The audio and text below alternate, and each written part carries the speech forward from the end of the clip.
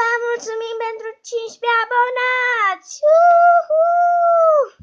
Acestea sunt toți LPS-și mei. Vă mulțumesc tuturor abonaților! Și dați-mi cățelușa!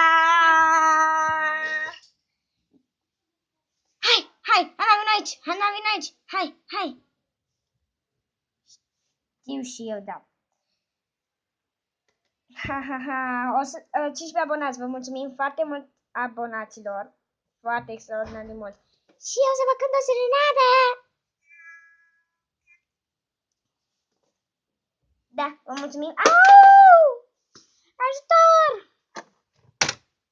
Termin-o, Alișa. Nu mai îmi zi. Ba da, să-i numele meu, în fine. Ce frumoasă. E tot. Acesta este toată colecția mea LPS. Și vă mulțumim la 15 abonați. Mie nu vine să cred. Și așteptăm la 20 de abonați. Vom face iarăși un video.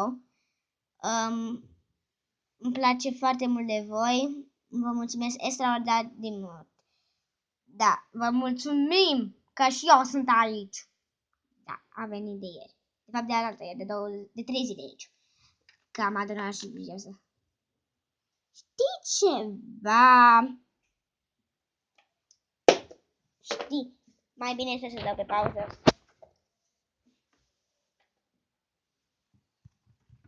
Dar așa apropo ceva. Da, să nu vă speriați. Să-și arate fața. La 20 de abonați. La 20 de abonați. Vă promite că și arată fața pe cuvântul ei de onoare. Și o arată. La 20 de abonați. Vă așteptăm.